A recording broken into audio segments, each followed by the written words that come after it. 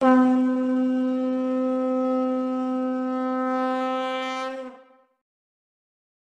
ठाकुर जी सत्यानुशन में एक और बात कही है जो कि वहां वर्णित है कि सदगुरु शरण में शरणापन्न हो जाओ, तुम्हें अपने उन्नयन के लिए निश्चय पूर्वक और नहीं सोचना पड़ेगा।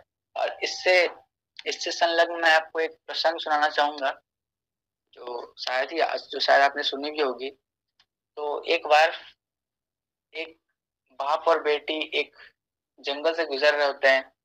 तो वो जाते जाते एक बीच में उनके सामने एक नदी आ जाती है। तो उन्हें अब उस नदी को पार करनी होती है, लेकिन वो नदी का जो बहाव था पानी का वो काफी तेज होता है। तो वो जो उनकी जो बेटी होती है वो डर जाती है। तो फिर वो लोग पानी में जैसे जैसे उनकी बेटी उतरती है, उनकी बेटी हिम्मत करके। तो फिर जब वो लोग नदी पार कर रहे होते हैं तो उनकी जो बेटी होती है वो अपने पिताजी का हाथ कस कर पकड़ लेती है। अरे तो ऑब्वियस ही है।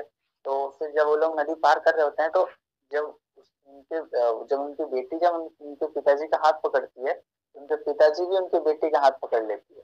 और फिर ये लोग आराम से नदी को जो है पार कर लेते हैं। तो फिर जब वो लोग नदी पार कर लेते हैं तो उनकी जो बेटी होती है वो पापा से पूछते हैं, पिताश्री आपने मेरा हाथ क्यों पकड़ा जबकि मैंने तो आपका हाथ पकड़ा ही था।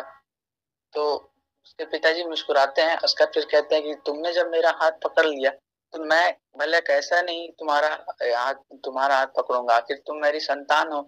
और ठीक मतलब कहने का मतलब है कि जैसे जिस प्रकार बेटी ने अपने पिताश्री का हाथ पकड़ा और फिर पिताश्री ने भी अपना हाथ बेटी का पकड़ा और वो लोग उस नदी को काफी आसानी से पार कर। तो कहने का मतलब है कि जो नदी है उसे आप अपनी जिंदगी दैनिक जीवन से कंपेयर करिए।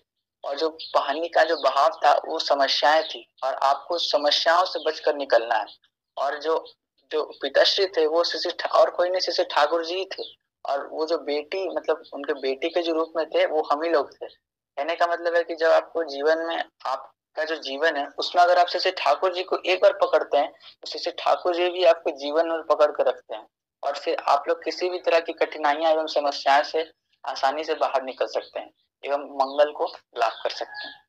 और मैं इन्हीं सब शब्दों के साथ अपनी वाणी को विराम देता हूँ और मैं सभी के मंगल कामना करता हूँ। और सभी को मेरा हार्दिक एवं राष्ट्र आनंदित जय गुरु।